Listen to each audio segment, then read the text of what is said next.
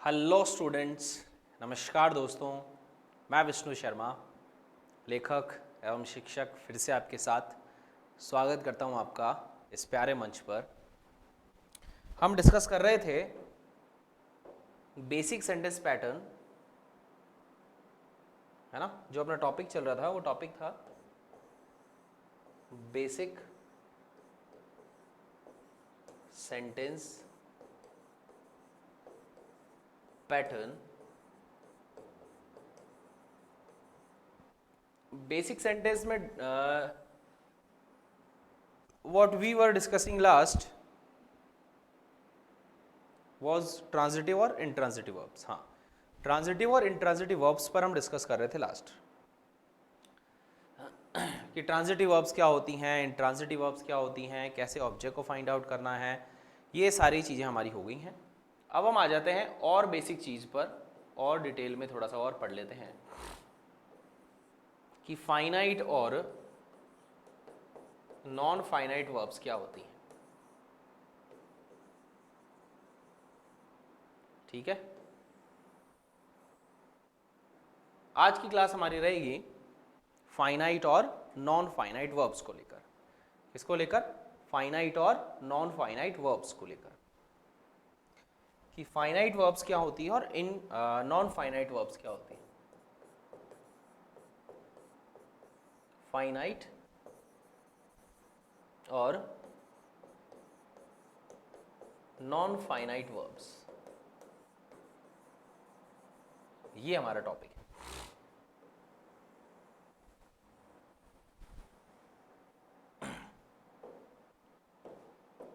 Finite और non finite verbs.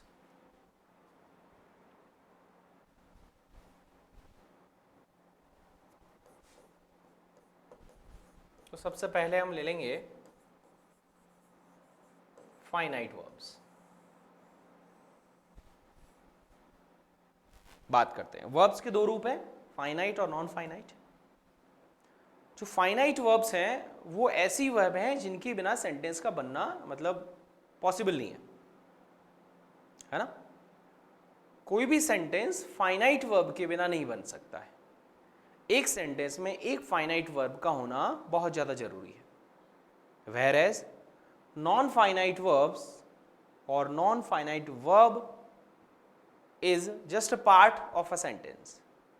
एक sentence का जस्ट एक पार्ट है नॉन फाइनाइट वर्ब, जबकि फाइनाइट जो वर्ब है हिस्सा नहीं है। उसके लिए सेंटेंस में होना जरूरी है उसका। किसी सेंटेंस में नॉन फाइनाइट वर्ब नहीं हो तो कोई दिक्कत नहीं है अपने, लेकिन फाइनाइट वर्ब का होना जरूरी है। ठीक बात है, ये बेसिक डिफरेंस है दोनों में। तो फाइनाइट वर्ब्स पर अगर हम बात करें तो फाइनाइट वर्ब को हम बोल सकते हैं कि सर सेंटेंस इज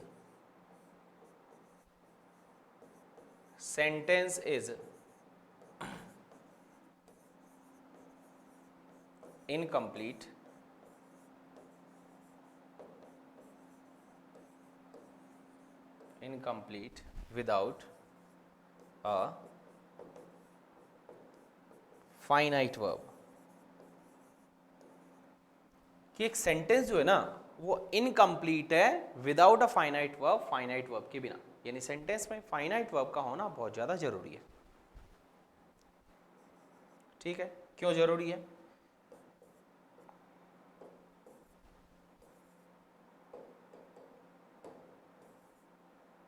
क्यों जरूरी है?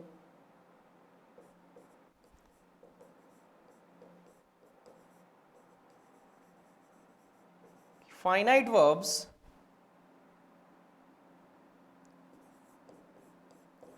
Verbs express tense. सबसे पहली बात तो हमें क्या देखनी है कि यार कोई भी फाइनाइट जो वर्ब है ना वो हमें टेंस बताती है। सबसे बड़ी बात यह है, जबकि नॉन फाइनाइट जो वर्ब है उनका टेंस से कोई लेना देना नहीं। तो किसी भी सेंटेंस में अगर हमें टेंस के अकॉर्डिंग ही सेंटेंस बनेगा, सिंपल सी बात है, तो फाइनाइट वर्ब लगानी पड़ेगी। अब आप चाहे प्रेजेंट की लगाओ, चाहे पास्ट की लगाओ, चाहे फ्यूचर की लगाओ। और क्या बोल सकते हैं फाइनाइट वर्ब्स के बारे में?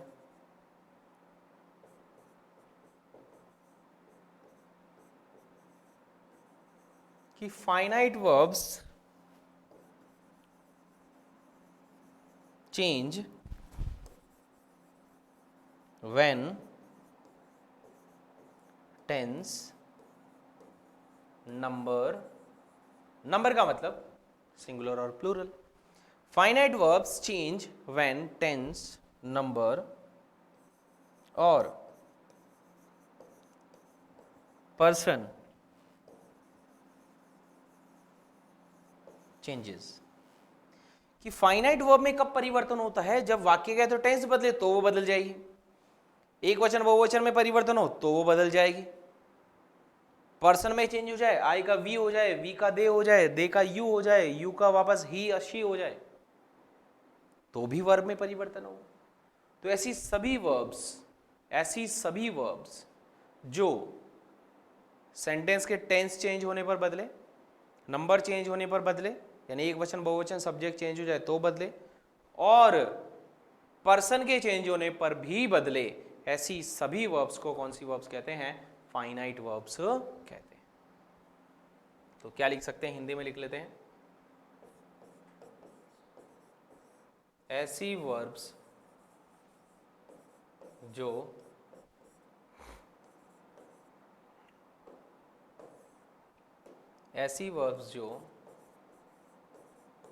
टेंस नंबर यानी singular plural subject, tense number और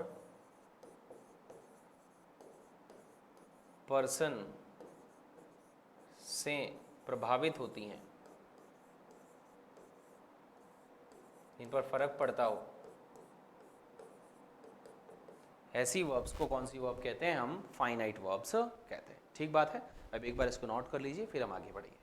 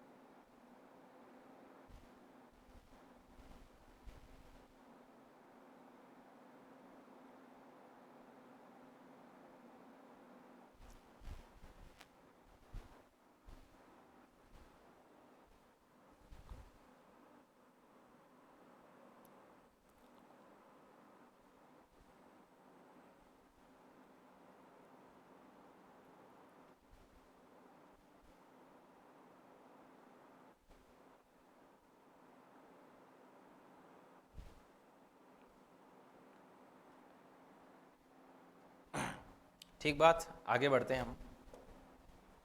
चलिए, और क्या हो सकता है सर? और कैसे समझ सकते हैं? और ऐसे समझ सकते हैं कि फाइनाइट वर्ब्स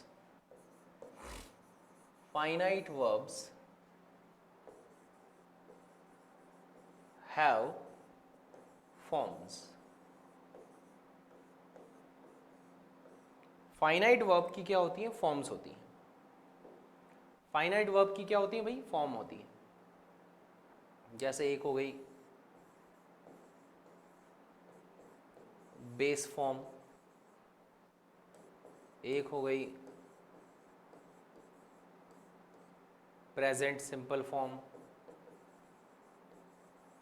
एक हो गई पास्ट फॉर्म, है ना, एक हो गई परफेक्ट फॉर्म,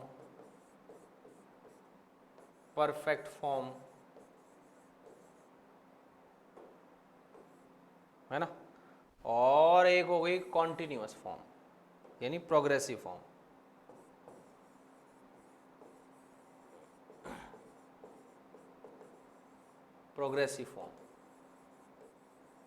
ठीक है, बेस फॉर्म दिख रहा है? हाँ ठीक है, present form, past form, perfect form और प्रोग्रेसिव फॉर्म।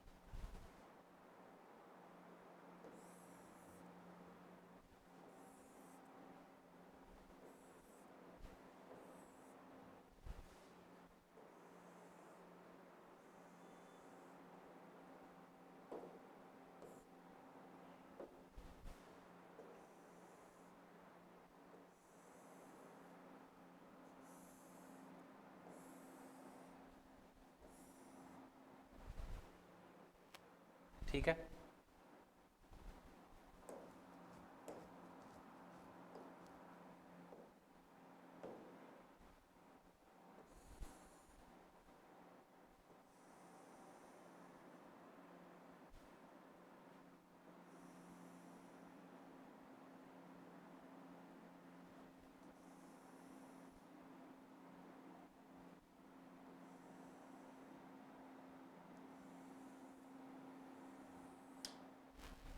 ठीक है, अब दिख रहा है परफेक्ट। हाँ चलिए, तो बेस फॉर्म क्या होता है सबसे पहले ये समझते हैं।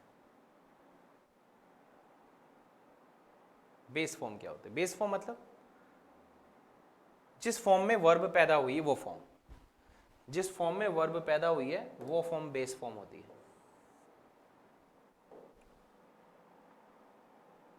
ठीक है, बेस फॉर्म हो गई जैसे ये,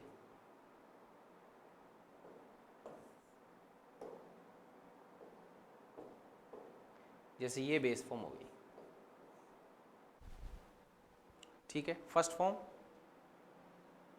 जो फॉर्म है वर्ब की वो बेस फॉर्म है। जैसे कोई भी वर्ब ले लो आप, जैसे मान लो हम ले लें टेक ले लें, गिव ले लें, प्ले ले लो, इस तरह से, तो ये बेस फॉर्म है। प्रेजेंट फॉर्म की अगर बात करें हम, तो प्रेजेंट फॉर्म आ जाएगी हमारी जो प्रेजेंट सिंपल वाली फॉर्म है, जिसमें आप V1 को प्लूरल कहते हैं और V1 में SES आ जाए तो हम उसको सिंगुलर भी कहते हैं, SES IES लगा दो। जैसे टेक्स आ गया है ना, गिव्स आ गया, प्लेज आ गया, इस तरह से। पास्ट फॉर्म इनकी सेकंड फॉर्म, पास्ट फॉर्म इनकी सेकंड फॉर्म हो गई, टुक ले लो, गिव का गेव हो जाएगा, प्ले का प्लेड हो जाएगा। परफेक्ट फॉर्म, परफेक्ट फॉर्म यानी V3 ले लो, V3 को ऑक्सिलरी वर्ब चाहिए यानी हेल्पिंग वर्ब चाहिए, तो टेकन हो जाएगा, गिवन हो जाएगा, प्लेड हो जाएगा। कहीं में EN लग रहा है, कहीं में T लग जाता है, लर्न का लर्नट हो जाता है ना, मेक का मेड हो जाता है, इस तरह से। प्रोग्रेसिव फॉर्म यानी B plus ING, B plus ING form progressive form कहलाती है। B प्लस ING होना चाहिए लेकिन, है ना, अकेला नहीं, अकेला तो जेरेंड भी बन जाता है, पार्टिसिपल भी बन जाता है, टेकिंग हो गया, गिविंग हो गया और प्लेइंग हो गया। ठीक है, तो ये सभी किसकी फॉर्म है? Finite verbs. तो फाइनाइट वर्ब की फॉर्म्स होती हैं, जबकि नॉन फाइनाइट वर्ब की कोई फॉर्म्स नहीं है। नॉन फाइनाइट वर्ब्स तीन प्रकार की होती हैं, इन्फिनेटिव ले लो, टू इन्फिनेटिव जिसको बोलते हैं, जेरेंड ले लो और एक पार्टिसिपल ले लो। तो उन पर टेंस का, नंबर का, पर्सन का कोई फर्क ही नहीं पड़ता, कुछ भी लगाओ, वो तो सेंटेंस का एक हिस्सा है, आप उनको लगा सकते हैं नहीं लगा सकते हैं। लेकिन एक फाइनाइट वर्ब का एक सेंटेंस में होना बहुत ज़्यादा जरूरी है। बिना फाइनाइट वर्ब के हम सेंटेंस नहीं बना सकते। सीधी सी बात दिख रही है भाई, बिना इनके सेंटेंस कैसे बनेंगे? ठीक है, डायग्राम बनाओ फटाफट से, फिर आगे बढ़ेंगे।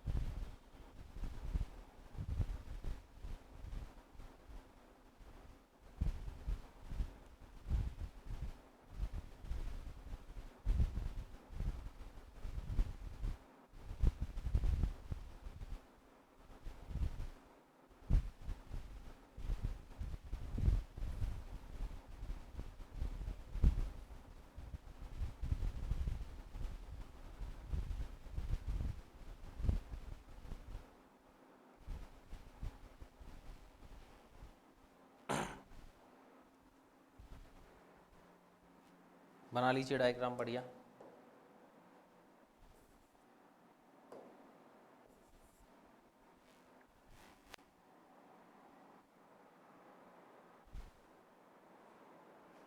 तो ऐसे सभी वर्ब्स जिनकी फॉर्म्स होती हैं हम कह सकते हैं कि वो फाइनाइट वर्ब्स हैं।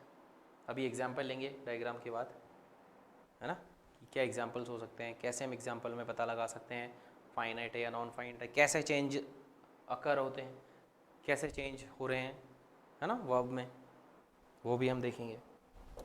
आ जाते हैं आगे examples.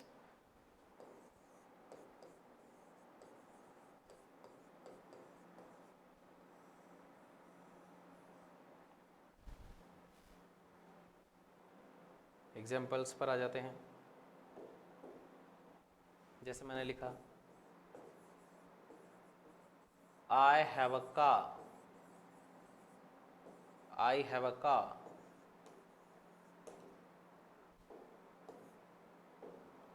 She has money this time.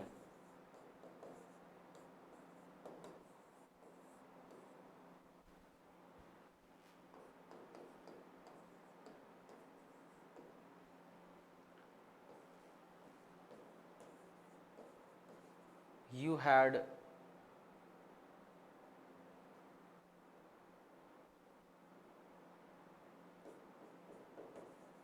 time that day.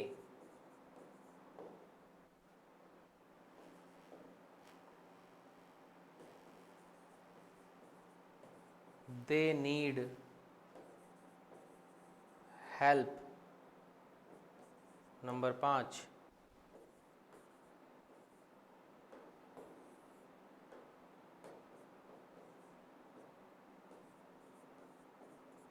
he needs money. अब इन सभी सेंटेंस में अगर हम देखें अच्छे से तो हमें दिखेगा कि यहाँ आई के साथ हैव लगा हुआ है, जबकि यहाँ शी के साथ हैज लगा हुआ है।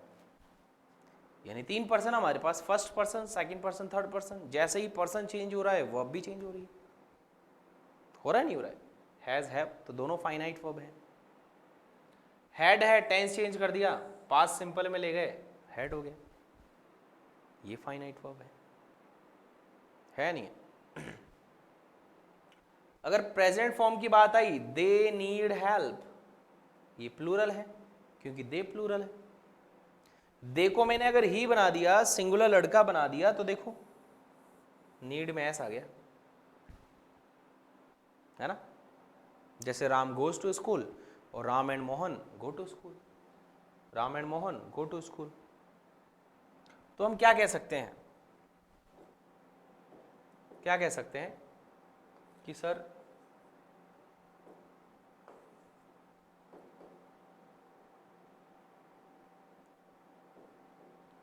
हम कह सकते हैं कि सर हैज,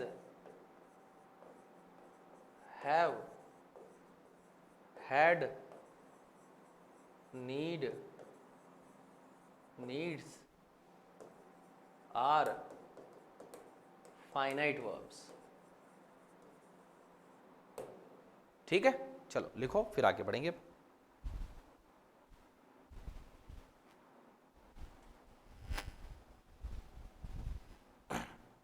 इन एग्जाम्पल से हमें पता चला कि क्यों ये फाइनाइट है, क्योंकि देखो नंबर चेंज हो रहा है, पर्सन चेंज हो रहा है तो भी चेंज हो रही है, नंबर चेंज हो गया, एक वचन का बहुवचन हो गया तब भी चेंज हो रही है, टेंस चेंज हो गया तब भी चेंज हो रही है।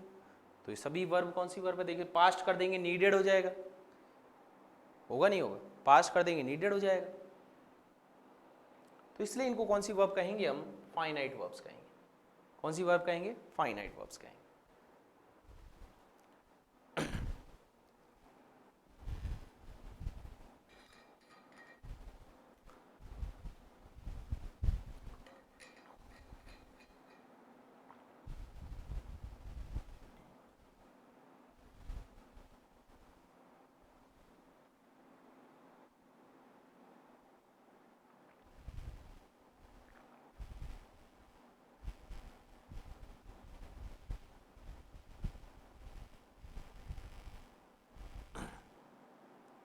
लिख लिया होगा, आगे बढ़ रहे हैं हम।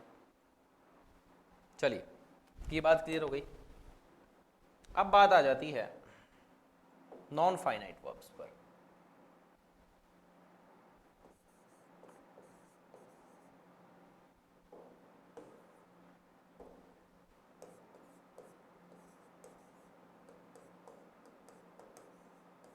नॉन फाइनाइट वर्ब्स,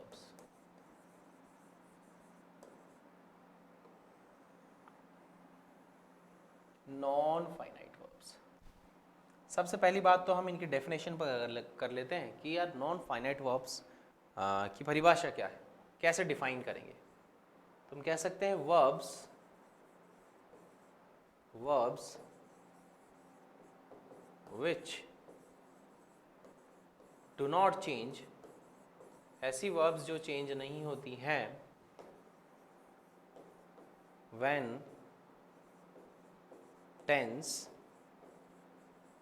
number और person, when tense, number और person changes। ठीक है, मान लो वाक्य में टेंस बदल गया तो वो वर्ब भी बदल गई, तो फिर वो वर्ब फाइनाइट है, नहीं बदली तो वो वर्ब कौन सी है? नॉन फाइनाइट वर्ब है। कौन सी वर्ब है फिर वो? नॉन फाइनाइट वर्ब है। तो non finite verb tense, number और पर्सन के अकॉर्डिंग चेंज नहीं होती।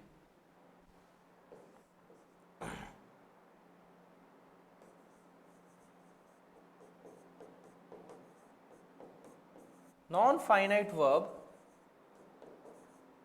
is just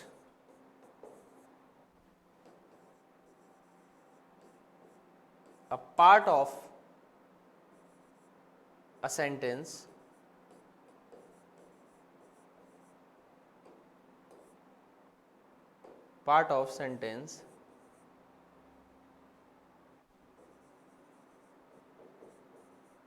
which is used for some purpose, किसी उद्देश्य से इसको यूज किया जाता है केवल।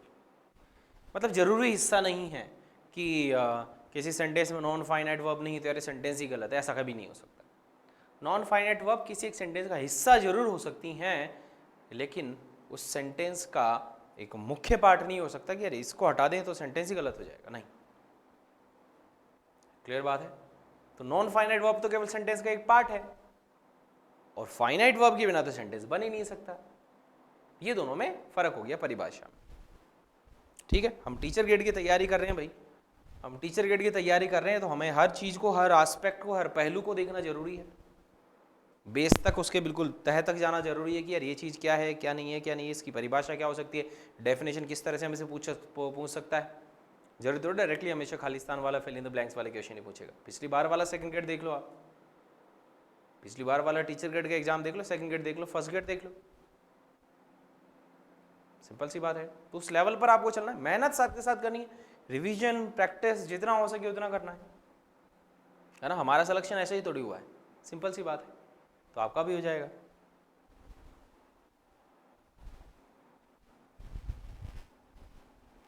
लिखो इसको, चलो है ना, आगे बढ़ रहे हैं फटाफट से।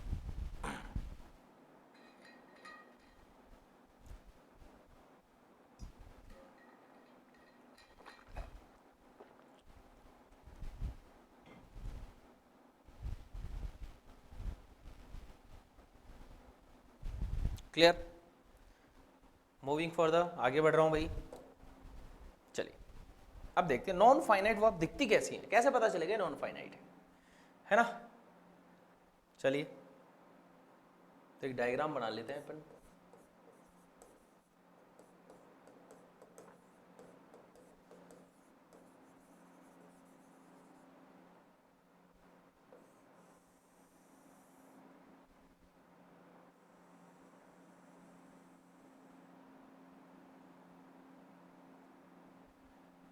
ठीक दिख रहा है?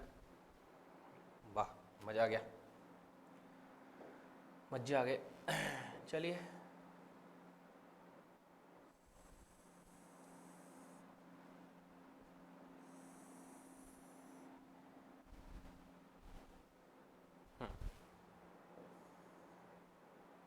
तो नॉन फाइनाइट वर्ब्स तीन प्रकार की होती हैं, ऐसा मान लेते हैं अपन, है ना। तीन प्रकार की होती हैं, तीन प्रकार में इसको अपन पढ़ लेंगे। Non finite verbs have three types, तीन टाइप की नॉन फाइनाइट वर्ब्स होती हैं। कितने टाइप की? तीन प्रकार की होती हैं। तीन प्रकार की में सबसे पहले हम ले लेते हैं जेरंड। जेरंड मतलब बिना इजमार का आईएनजी मान लो, बिना इजमार का किसी वर्ब में आईएनजी लगा मिले, मतलब इजमार नहीं हो इधर और आईएनजी लगा हो यहाँ पर उस शब्द में, और इधर इजमार वॉज वर नहीं हो, विल बी शैल बी भी नहीं हो, तो हम उसको जेरंड बोलेंगे। अब जेरंड क्या काम करता है? नाउन का काम करता है, नाउन क्या क्या काम करती है वो आपको पता ही है। नाउन सब्जेक्ट बन सकती है, ऑब्जेक्ट बन सकती है, कॉम्प्लीमेंट बन सकती है। ठीक बात नहीं है? तो जेरेंड जो है सब्जेक्ट ऑब्जेक्ट बिल्कुल बन सकता है। जेरेंड सब्जेक्ट ऑब्जेक्ट दोनों बन सकता है। चलिए, तो ये हो गया जेरेंड वाली बात। इन्फिनेटिव अच्छे से फंक्शन देखेंगे इनका, टेंशन मतलब अभी केवल मैं ये बता रहा हूँ होती क्या क्या है। इन्फिनेटिव जिसको हम टू इन्फिनेटिव बोलते हैं, जिसको क्या बोलते हैं अपन, टू इन्फिनेटिव बोलते हैं। दिखता कैसा है, टू प्लस फर्स्ट फॉर्म जैसा दिखता है। एक होता है पार्टिसिपल। पार्टिसिपल दो प्रकार के होते हैं, एक प्रेजेंट पार्टिसिपल और एक होता है पास्ट पार्टिसिपल। पार्टिसिपल काम किसका करता है सर? एडजेक्टिव का काम करता है, विशेषण का काम करता है। क्या काम करता है? विशेषण का काम करता है। और ये जो पार्टिसिपल है सिंपल सी बात है, प्रोग्रेस भी बताता है। प्रेजेंट पार्टिसिपल है तो प्रोग्रेस बताएगा ही, कॉन्टिन्यूस वाली चीज़ तो बताएगा है ना।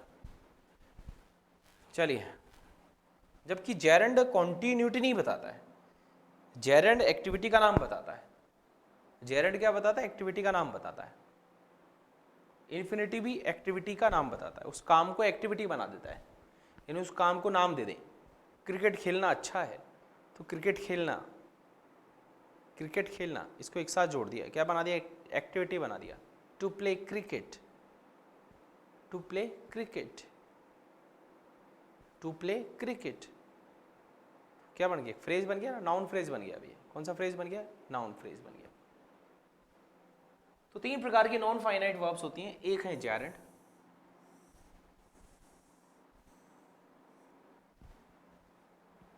एक है इन्फिनेटिव और एक है पार्टिसिपल। सबसे पहले तो हम ये देखेंगे कि सर ये दिखते कैसे हैं। दिखते कैसे हैं, ये वाला कलर ले लेते हैं। दिखते कैसे हैं देखो, जेरेंड दिखता है ऐसा,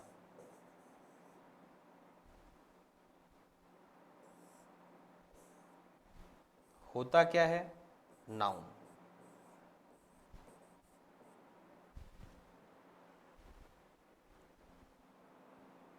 इन्फिनेटिव ये कैसा दिखता है? ये दिखता है 2 प्लस V1 जैसा, ये ऐसा दिखता है। ठीक है साहब, ऐसा दिख गया, ऐसा दिख गया। क्या काम करता है? नाउन का भी काम करता है और एडवर्ब का भी काम करता है। एडवर्ब कौन सा एडवर्ब? कौन सा एडवर्ब? एडवर्ब ऑफ रीजन का काम करता है, कारण बताने वाले एडवर्ब का काम करता है। एडवर्ब ऑफ रीजन दिख रहा है ना, एडवर्ब ऑफ रीजन का काम करता है। पार्टिसिपल, पार्टिसिपल कैसा दिखता है? बिल्कुल जेरेंड जैसा ही दिखता है। पार्टिसिपल कैसा दिखता है? जेरेंड जैसा ही दिखता है। पार्टिसिपल सर कितने प्रकार के होते हैं? दो प्रकार के होते हैं। यहीं लिख देता हूँ ऊपर ही, इसके दो प्रकार यहीं लिखते हैं अपन, इसको बाद में देखेंगे। पार्टिसिपल जो है, पार्टिसिपल जो है दो प्रकार के दिखते हैं। पार्टिसिपल कितने प्रकार के दिखते हैं? दो प्रकार का पार्टिसिपल दिखता है। एक तो V1 में ING प्रोग्रेस बताता है और एक V3। V1 में ING और V3, ठीक है। V1 में ING और V3 ये दोनों किसका काम करते हैं? ये एडजेक्टिव का काम करते हैं, विशेषण का काम करते हैं। किसी नाउन के पहले लगे हुए मिलेंगे। किसके पहले लगे हुए मिलेंगे? नाउन, और उस नाउन को क्वालिफाई कर रहे होंगे। क्या कर रहे होंगे? उस नाउन को क्वालिफाई कर रहे होंगे, तो हम उसको पार्टिसिपल बोल सकते हैं। बोलो यहाँ तक बात समझ में आई? फटाफट से अच्छा सा डायग्राम बनाओ, फिर आगे बढ़ जाएंगे हम।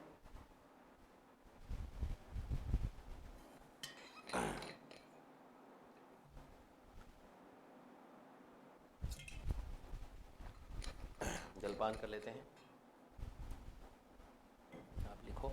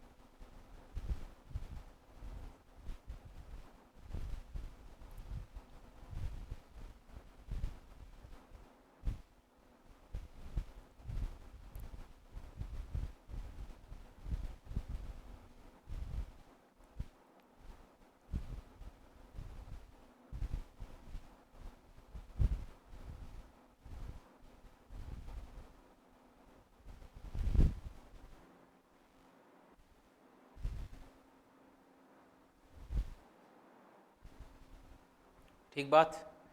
अब आ जाता है इनके फंक्शन पर। अब आ जाता है इनके फंक्शन पर। Function of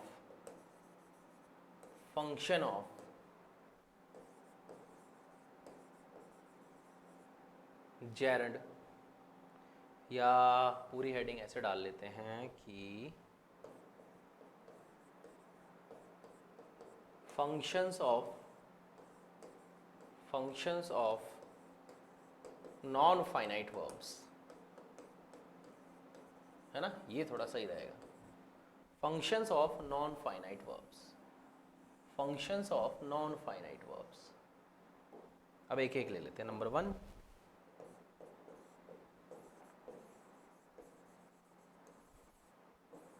gerund and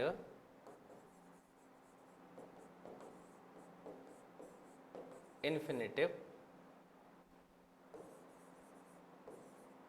are nouns, so they can function as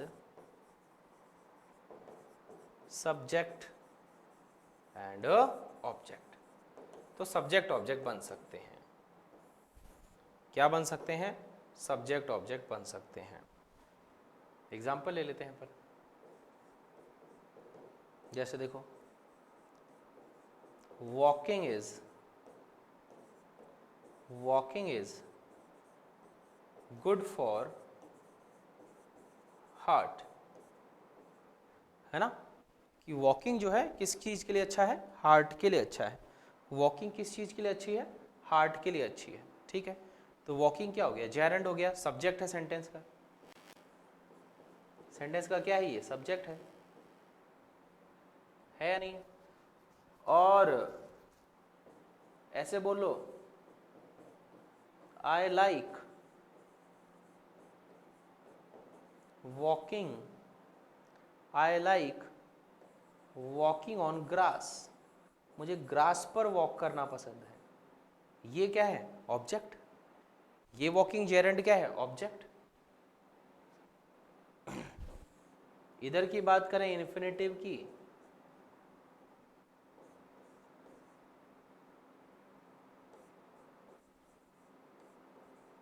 to talk,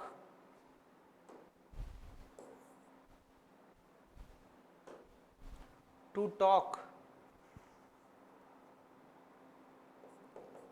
in English, to talk in English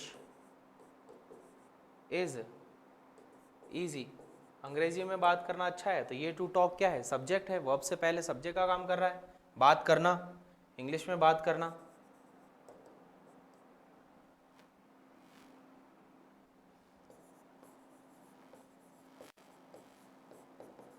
she wanted to study science, वो पढ़ना चाहती थी। वो शी वांटेड, वो चाहती थी। क्या चाहती थी भाई? क्या का आंसर ही तो ऑब्जेक्ट होता है ना, क्या का आंसर ही तो ऑब्जेक्ट होता है ना। बढ़ाओ, शी वांटेड, वो चाहती थी। क्या चाहती थी? टू स्टडी साइंस, साइंस पढ़ना। तो टू स्टडी और साइंस क्या है? ऑब्जेक्ट का काम कर रहे हैं। ठीक है, सिंपल सी बात। तो हम बोल सकते हैं कि सर जेरंड और जो इन्फिनेटिव हैं वो नाउन होते हैं। तो नाउन है तो सिंपल सी बात है, सब्जेक्ट ऑब्जेक्ट बन सकते हैं। सब्जेक्ट वर्ब से पहले, ऑब्जेक्ट वर्ब के बाद। ऑब्जेक्ट का पता लगाना हो, प्रश्न बनाओ व्हाट और whom से, क्या, किसे, किसको, किस लिए, किस पर, किस में, ऐसे आंसर आ जाएगा। उतारो।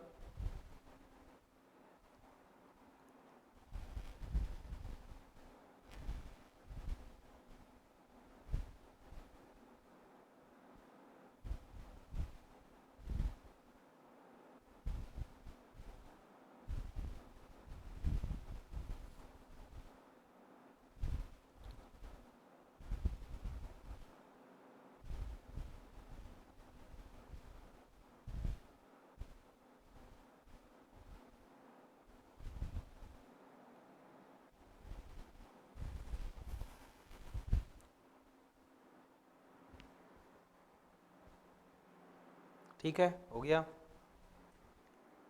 नंबर 2 फंक्शन पर आ जाता। Function number 2,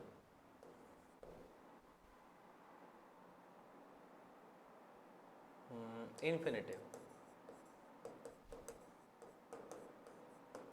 infinitive can function as adverb of reason, कारण बताने वाला क्रिया विशेषण। अब इस पर प्रश्न बनाने के लिए या इसको फाइंड आउट करने के लिए किससे प्रश्न बनाओ भाई? क्यों, आंसर आ जाएगा। क्यों से प्रश्न बना लो। एग्जाम्पल देखो,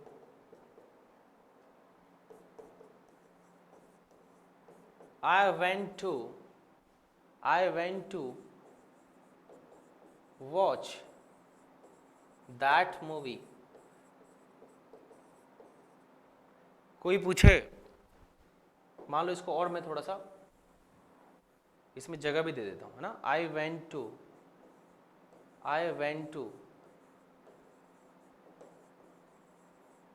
my friend's home। I went to my friend's home to watch the movie। या to watch a movie, the तो गलत हो जाएगा, to watch a movie। अच्छा, गया था, किसी ने बोला दोस्त के घर गया था। क्यों? दोस्त के घर गया था, क्यों गया था बता, क्या काम था, बताएगा। To watch a movie, movie देखने गया था, तो एडवर्ब ऑफ रीजन हो गया, कारण बताने वाला हो गया अपने आप, सिंपल सी बात। तो जो टू इन्फिनेटिव है वो एडवर्ब ऑफ रीजन की तरह भी काम कर सकता है।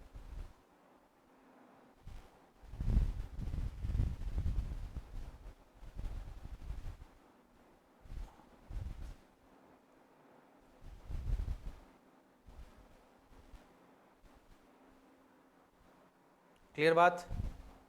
अब बात करते हैं number 3, participle. Participle as adjective. Participle as adjective. Participle किसकी तरह काम करता है? एडजेक्टिव की तरह काम करता है। जैसे देखो, roasted chicken, roasted chicken is healthy. अगर रोस्टेड चिकन खाएं तो वो क्या है? हेल्दी है। तो चिकन कैसा वाला? रोस्टेड वाला। चिकन कैसा वाला? रोस्टेड। तो देखो, रोस्ट यानी वैसे सेकना पकाना होता है, इसमें ईडी लगा हुआ, तो ये पार्टिसिपल है, ये V3 पार्टिसिपल है। V3 पार्टिसिपल है, किसका काम कर रहा है? एडजेक्टिव का काम कर रहा है। अब देखो दूसरा ले लेते हैं अपन,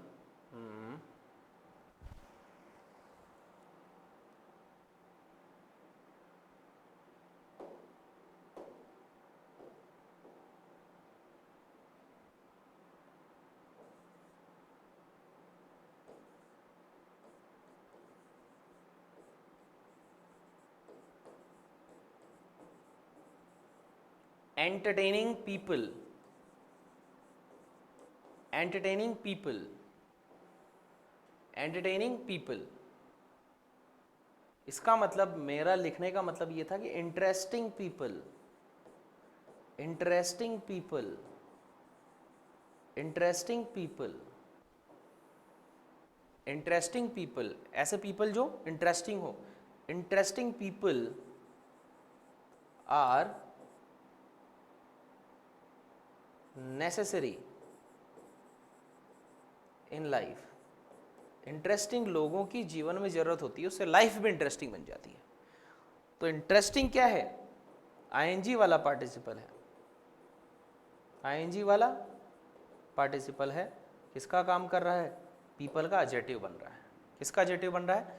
पीपल का एडजेक्टिव बन रहा है। ठीक है, तो आज की क्लास में इतना ही। इसको रिवाइज करिएगा, 10-20 एग्जाम्पल और लिखिएगा। नेक्स्ट जैसे क्लास में आऊँगा मैं इसकी थोड़ी सी प्रैक्टिस कराऊँगा, और फिर हम उस क्लास में पढ़ लेते हैं फाइनाइट नॉन फाइनाइट हो गया हमारा, ट्रांजिटिव इंट्रांजिटिव हो गया। हम पढ़ेंगे डायनेमिक और स्टैटिक वर्ब्स। ठीक है, डायनेमिक और स्टैटिक वर्ब्स पर हम बात करें। ठीक है, थैंक यू सो मच, धन्यवाद।